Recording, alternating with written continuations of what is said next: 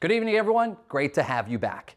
The month of October. Sure, National Hockey League has begun, basketball's about to start, NFL is in full swing, but nothing compares to baseball in the month of October. That's why tonight, in our Pretenders and Contenders segment, Jesse Fair, web radio host and insider, joins me to talk about the Kansas City Royals, as well as the Montreal Expos. Are they really for real? Can we bring a team back here?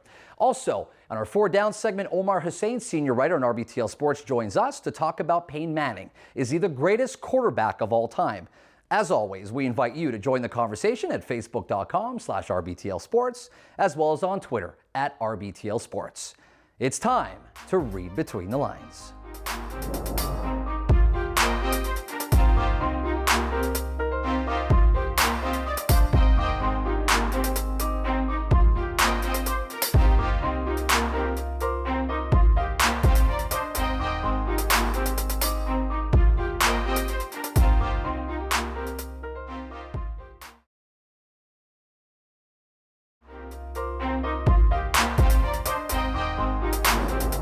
The way the 49ers defense have been playing, it's safe to say that Peyton Manning will become the all-time TD king and surpass Brett Favre's 506 touchdowns. This week on our Four Down segment, we break down Peyton Manning 4 different ways, and we ask, is he the greatest quarterback of all time? We, of course, invite you to join the conversation at facebook.com/RBTL Sports, as well as on Twitter at RBTL Sports. It's a great pleasure to welcome this man right here, Jesse Fair, web radio host, as well as an insider. Great to return you the favor. I did your show, now you do mine. Yeah, I'm glad to be here. Great studio. I'm used to radio, so this is great. Great. Well, thanks, and welcome to the show. Thank you. Also want to welcome a special welcome to our senior writer, Omar Hussein. Great to have you on the show and give you some opportunity to voice your opinions. We always see your articles on the RBTLsports.com website. Great to have you, and thanks for doing this. It's my pleasure. Thanks for having me on the show. And last but not least, the outspoken David Hurley, RBTL contributor, my co-host for the next 36 weeks. I look forward to a great debate with you. Great to have you back. Glad to be back. Gentlemen, if the notifications on my Martian smartwatch are any indication of how polarizing this subject is, I think we're in for a great debate. I want to read you guys one of the tweets that just came in, and it says, Peyton Manning's 500 TDs don't add up to Eli's 2 rings. A little bit harsh when you think about it. Start with you, Omar. What do you think? Absolutely, I agree with that. I mean, when it comes to accomplishments, championships are king, and he doesn't stack up when it comes to that. Jesse? I mean, it really depends, though. I mean, like, you know, sure, you look at the championships and everything, but I mean, Peyton Manning he's been great everywhere he's been. I mean, obviously, you know, Indiana, Denver, but every team he's with, he always ends up having that great core of receivers. Now, you know, Demarius Thomas and even Emmanuel Sanders, he's using him all over the place. But do the rings count? I mean, he brings up a great point. Well, is it all about the rings? David? It is all about the rings. And I mean, we compare the best quarterbacks in the NFL, and we talk about Joe Montana. We even talk about Tom Brady, who's been his rival during this whole era. Peyton Manning doesn't do it for me. I'm sorry. I mean, look at the divisional playoff games that he's been in. He's lost 8 divisional playoff games. And what about all the personal stats, though, as a quarterback? That's fantastic. Dan Marino's got them all. Yeah, absolutely. Him and Dan Marino share one of the most spectacular stats, 51 game-winning drives. But what did the people say about Dan Marino? Yeah, but then if we use your logic, right? If we go based on the rings, Brad Johnson has 1. Dan Marino doesn't. I mean, so what does that say? Is that enough for you just in terms of rings? Just in terms of saying that because he hasn't gone to the next level? Dan Marino for me is not one of the greatest quarterbacks of all time. Exactly. Not because he was one of the greatest regular season passing quarterbacks. The statistics show it. He's the one who revolutionized the NFL the way we watch it today now. It's no longer a running game, it's a passing game, which has helped like Peyton has done. But is that enough, though? Is that enough to say, I mean, if you take a look, I agree with you in terms of where he's gone. Don't forget, he's done great in 2 teams. He's brought 2 teams to the Super Bowl. Right. And that's something that needs to be commended. Not only that, but in terms of a tactician, in terms of being able to play this game from a mental and physical standpoint, Peyton Manning has been unbelievable wherever he's gone. He holds all of the records, and not to count, 13 games won on average over the course of his career. Right. Where does consistency stand? I mean, you got to give the guy something with regards to consistency. He is one of the top guys, but think about it. He's had Emmanuel Sanders, now we're talking in Denver, Demarius Thomas, Julius Thomas, and now you go back to his Indianapolis days, he had Marvin Harrison and Reggie Wayne, 2 Hall of Fame wide receivers. But Joe Montana never had the team. Joe Montana did have the team. So then...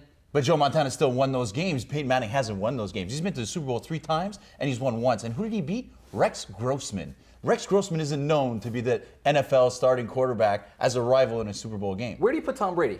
Tom Brady's at the top of the list for me. 3 Super Bowl rings, 2 Super Bowl MVPs. The relationship that he has with Bill Belichick, it's phenomenal for me. I think there's also, in terms of how over the course of your career consistency plays a big point. I brought it up earlier before. I do think that rings matter, but ultimately at the end of the day, when you see him do what he's been able to do with the Broncos, he literally changed the face of that team overnight. Is that enough? I mean, is that enough for you to consider him one of the great? If he's not the greatest of all time, who is for you? He definitely is one of the greatest of all time. Joe Montana, for me, is the greatest of all time. When you go to the Super Bowl 4 times and you win 4 times, and 3 Super Bowl MVPs at that, and he should have had a 4th one. They gave it to Jerry Rice with that late comeback touchdown, but it should have been Joe Montana. So he should have been 4 for 4 or 4 Super Bowl MVPs, which speaks for itself. It's quite impressive. I think you got to put Peyton Manning in a way that he put the Denver Broncos back on the map, right? I mean, he came in after the huge injury, and he was still able to put up all the numbers. Sure, he's got the great receivers that I mentioned earlier and that you mentioned as well. But at the same time, I mean, he's still got to have that eagle-eye vision.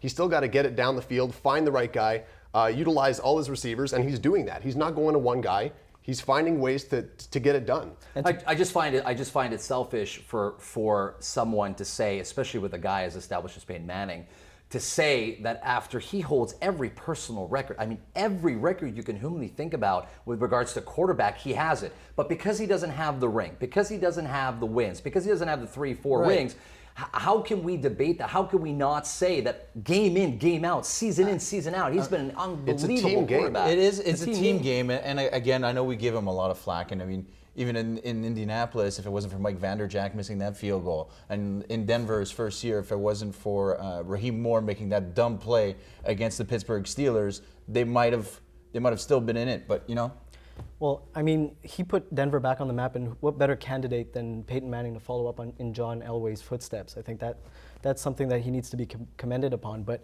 at the end of the day, there's a fine line in between being great and being the greatest, and I think that's what the difference is for Peyton Manning. But by the time Tom Brady's done, I know we touched up a little bit on Tom Brady, and he's got to be part of the conversation. Absolutely.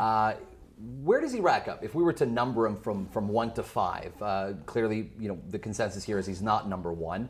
If he's not number 1, where do you put him on the all-time list? Start with you, Jesse. Tough call. I mean, he could be anywhere within that top 5. I mean, a lot of people could even argue he's not there, but I think that would be ridiculous. I mean, again, we look at Peyton Manning, and he's got all the records and everything. Tom Brady does have the 3 rings, and everyone's going to look at that too.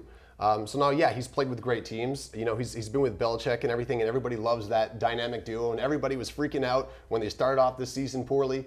And they're sitting 4-2. I mean, talk about pressing the panic they play in the button. AFC least. Let's not forget they play in the AFC least. But it's not you the don't see greatest that kind of division reaction with any other team, though. Right, absolutely. But sitting at 4-2, nobody's criticizing the fact of the end of a dynasty, end of an era after you're sitting 4-2. The thing is when you're talking about that, you're talking about the comparisons with Tom Brady and Peyton Manning. And when you're looking at the wide receiver weapons Tom Brady's had compared to Peyton Manning, you can't compare the two. I mean, the one season that that Tom Brady had a wide receiver in Randy Moss holds the touchdown record with 23 touchdowns, receiving touchdowns that season.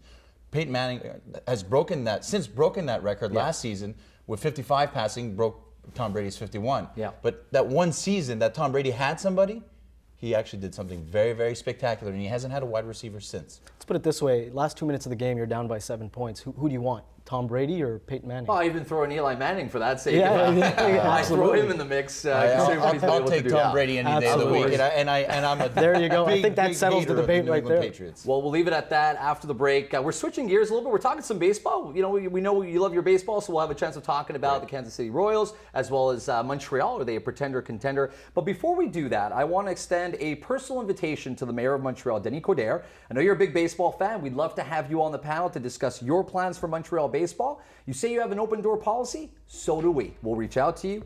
Coming up after the break, the Pretender Contender segment is up next. Don't go anywhere.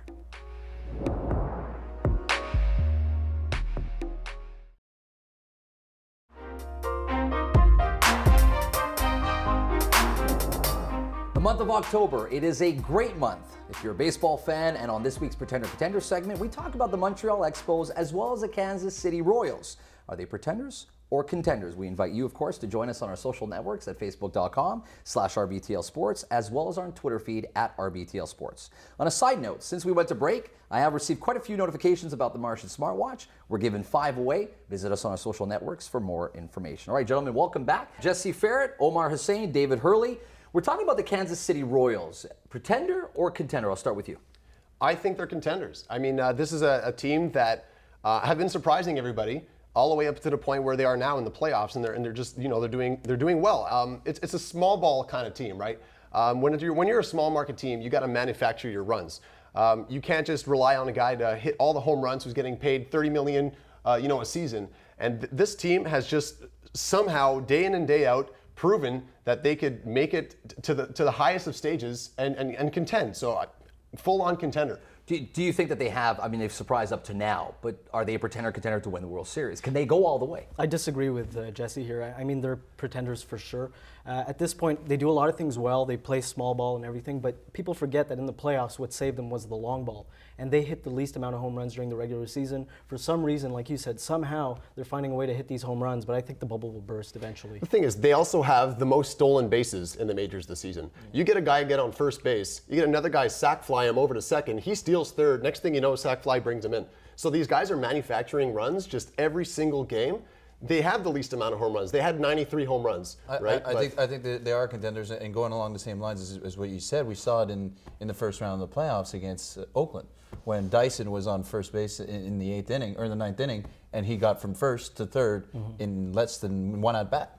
Yeah, but you got to remember, we're talking about the World Series. We're talking about two teams, St. Louis Cards, the Giants. They do and an all-Missouri, it could be. An all-Missouri World Series. World Series, it and could be. How great would it be for the Kansas City Royals to stick it to the St. Louis Cards finally, the perennial contenders against the perennial losers, so to speak. You got the Cardinals and the Giants and the teams that are always in the NLCS, it seems. That's why this year I find the American League is just fascinating, because usually you'll always see the Red Sox, you see the Tigers, you see the Yankees. Eventually, it gets boring.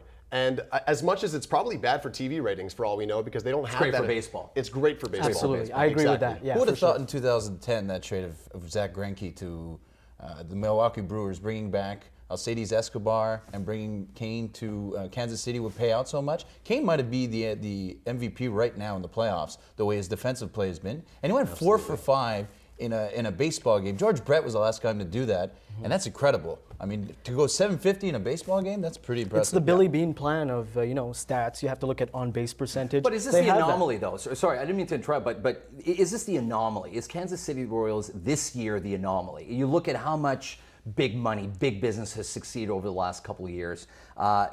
Is there any chance that this is an anomaly, or this is a fluke in terms of their success and how hard it is for a small baseball market team to do as well as the Kansas City Royals? Are we maybe going a little bit too far and thinking too far ahead with this team, considering how successful they've been? Sometimes it doesn't take the best players, it takes the right players. And so far, they've managed to get it done every single day. Like, I mean, it seems like even if they're not a big home run hitting team, someone always comes out. Eric Hosmer will just hit it, and then they'll walk off. And you're like, how did that even happen? Yeah. But a superstar team rather than a team of superstars. Yeah. Exactly, right. And they just find a way to do it. I mean, you see in 2007, the Colorado Rockies blew it past everybody. They got to the World Series, and unfortunately, as you're mentioning, when it comes down to the best teams, they did get swept against the Red Sox. But I think baseball is bound to see that Cinderella story just succeed, and I think the best contenders right now could be the Kansas City Royals, because they find a way to do it. Yeah. Yeah, I agree with that, but at the same time, the Giants, the Cardinals, like I said, these guys have been doing it for years. And if the Kansas City Royals want to step in and beat these guys, they have to do it with more than just the small ball, for sure. Yeah, when you're saying the National League, if you look at the real contenders, I think it's the San Francisco Giants. I mean, you can't go against that pitching. That pitching is unbelievable. And you have Tim Hudson. Tim Hudson's never been past the NLCS or ALCS in his career, but his sinker ball is on point right now, and teams can't get it yard with him. He's really shutting them down. Well, if you're a fan of Kansas City, you're enjoying the playoffs. You're enjoying baseball in October. But if you're a Montreal Expos fan, you kind of miss it. You miss having baseball in Montreal. We've heard so much discussion. We're shifting gear a little bit to find out if Montreal is a pretender or a contender in getting baseball back. You hear so much of the media, and this, guys like Warren Cromartie and Anakin Slade and a few others who have really been out there and supporting Expos Nations. You see people traveling for games. It really is remarkable. At the end of the day, is Montreal a pretender or are they a contender when it comes to bringing back Major League Baseball to this city? Well, Adam, I wish that they can get a team back. I mean, I grew up in Montreal. I want to see them get a team. Unfortunately, realistically, I believe that they're a pretender. And it's because, first of all, they need $355 million in budget, like in government funding rather, just to get the ball rolling, and then they need private investors, and it'll go over like $1 billion just to get something going. They need to get a stadium. Where are they going to put it? Who knows? They have ideas, but ideas have been flowing around for 10 years. It's September 29th. Made 10 years. Yeah, that 10-year anniversary that the last game was played. Yeah. Right, and how much has happened since? I mean, also you got to consider like the last 2 seasons they played 22 games in Puerto Rico. Right. But in all fairness, though, George Gillette is a perfect example. Now, mind you, he came in with the Habs who were a lot more established, etc. That's fine. I concur with that. But there is an opportunity here for this team to make money. There is an opportunity for baseball to grow in Montreal. Absolutely. It's not all doom and gloom, especially when you think about how the owners have become billionaires, no longer millionaires. And I think that there's a need here. I think that there's a generational want and desire for that 40, 50, 60 age group to bring their children to a baseball game. I think there's absolutely a need. So I think they're contenders, actually, with regards to bringing this team back to Montreal. The city of Montreal is starving for a sports team in the summer to cheer for. You take a look at the Montreal Impact, the Montreal Alouettes. No disrespect to those teams, but they're not a top-tier sports franchise. And if you had one in Montreal, under the perfect circumstances, I would have to say, they need an outdoor stadium. But the broadcast revenue in the MLB these days, it's through the roof. And at this point, when they redistribute the wealth, it helps out all the teams. But there needs to be a commitment. And you take a look at the Royals. Absolutely needs to be a commitment from the people. But again, exactly, where are you going to put the baseball puck? You're going to put it where the Hippodrome was, or you're going to put it in Griffintown? It's far away. You have to get it. Well, if it was in Griffintown, it would work. I mean, you'd get all the corporate suits to come out of there and go to a 5 cassette and go to a Major League Baseball game. That would work 100%. If you're going to put the stadium into the Hippodrome, you're in the same problem you have with the Olympic Stadium. Mm-hmm. And now, what team are we going to get? Are we going to get a relocated team, or are we going to get an expansion franchise? Bud Selig did say that there's not going to be an expansion. He's not going to be the commissioner starting next season, so a lot of things can change. We don't know.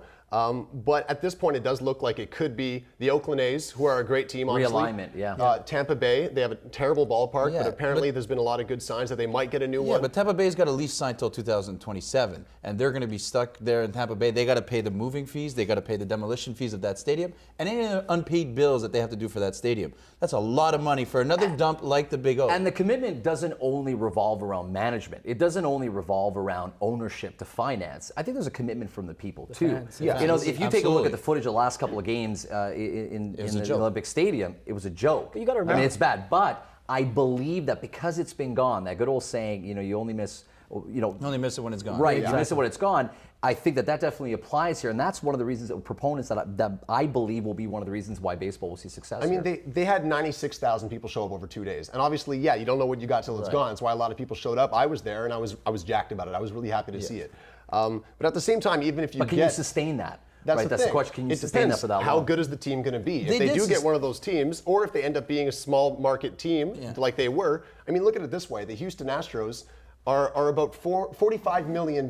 That's what their payroll is. Zach Greinke gets paid $28 million a season. Wow. So now you think One player is it a whole failed. different It failed salary the cap. first time. But let's but- not compare with the Houston Astros. The Houston Astros are the joke of the Major League Baseball Yeah, right absolutely. now. So We it's don't not- want Montreal it's- to be that. Yeah, exactly. So you want the team to do well. But you take a look at the Toronto Blue Jays, their payroll is $130 million. And what they've done is they've marketed the entire Canadian fan base. They've gotten people from Vancouver, Right. people from Saskatchewan. Similar to what the Raptors have done in basketball, exactly. right? We the North and their kind of. And I think Montreal can get their hands in that, and especially the people far east, you know, with the Nova Scotians and New Brunswick. They have to market it in a way that it's for all Canadians. The Blue Jays are not getting the attendance though. The only way that it's going to work, though, if Montreal were to get a baseball team, would have to be the Tampa Bay Rays coming to Montreal or getting that spot in the AL East realignment, because you need that market of Toronto. You need that battle to have that the countrywide battle. You can need the Toronto. You need the Boston Red Sox. You need the New York Yankees to come into town. You need those fan bases to come here. Final remarks to you, Jesse, about the Expos. Are they pretender contender?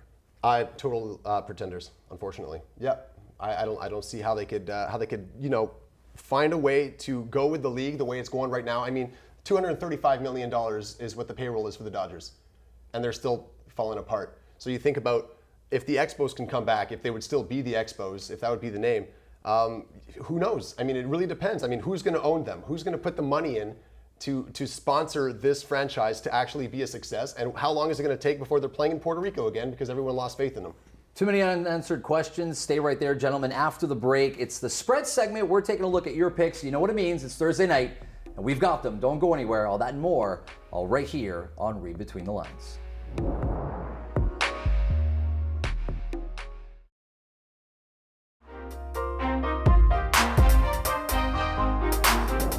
It's Thursday night. You know what that means. We've got your predictions on all sports to find out who we think are going to win some key matchups. We invite you, as always, to join us on our social networks and let you know what you think. All right, we start with professional hockey. Habs, Bruins, huge rivalry. What do you have? It's a Habs home opener. I think they're going to come out strong finally. With Tuukka Rask and Carey Price in nets, under 5 goals for sure. I have the Habs taking it 3-1. A lot to prove from last year as well. Absolutely. With what happened in the playoffs. Boston's going to be enraged. All right, college football, huge matchup. Florida State, Notre Dame, Saturday night. Big game of the night? Absolutely. We got number 5 Notre Dame beating number 2 Florida State. I got Notre Dame take the points at 12.5 points. I think Everett Golson plays a heck of a game and beats Jameis Winston and that Florida State team. How can we not ask our baseball insider his pick to win the World Series? Who do you got? I got the San Francisco Giants. I don't see them losing. I mean, their pitching staff is phenomenal. They seem to win every 2 years. 2010, 2012, 2014 seems to be the right thing. They got the same coaching staff. It's going to be tough to beat Madison Bumgarner right out the top. I agree. I'll start first, gentlemen, with my picks. I've got the Giants, I've got Notre Dame, and I've got the Habs. Omar. Obviously, the Habs 3-1, like I said. I think the Giants are going to take it. The Royals, the bubble is going to burst eventually. And finally, I'm going to take the Irish. David. Well, you got the Irish. We're going to have a pretty easy cast. I'm going to take the Irish. I'm going to take the Habs because it is the home opener in Montreal. It's tough to beat. And I actually do love the San Francisco Giants. Obviously, I'm taking the Giants. I'm going to take Notre Dame. And I think the Habs are going to have a big first period finally. You heard it here first. Join in. We want to know your opinions. And of course, join with us on our social networks. Stay with us after the break. My rant is up next. And believe me, you don't want to miss it.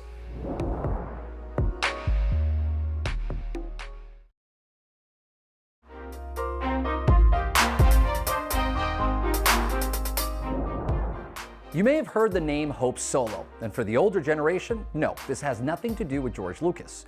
Hope Solo is a star American soccer goalkeeper recently under scrutiny for being named to the country national team. The kicker? Solo has recently been named to the team and allowed to continue playing despite awaiting trial on 2 counts of misdemeanor domestic violence.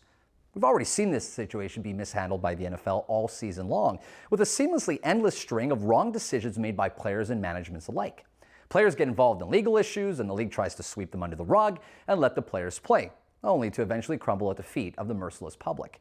While jerseys are being pulled from shelves and set on fire, Ray Rice may never play again, and Adrian Peterson, the best running back in the game, is presumably out for the season as he considers, and what they consider, disciplining his son. While we definitely don't condone their actions, it must be noted that Solo continues not only to get a free pass, but support from her bosses, despite complaints from her very own teammates. Now, when the decision to suspend Rice, Peterson, and others were made, we hear statements such as, regardless of the legal outcome, we don't condone this type of behavior from men who are supposed to be role models. On the contrary, U.S. Soccer President Sunil Gulati actually tried to rationalize the situation by saying, based on that information, U.S. Soccer stands by the decision and legal process unfolds. If new information becomes available, we will carefully consider it.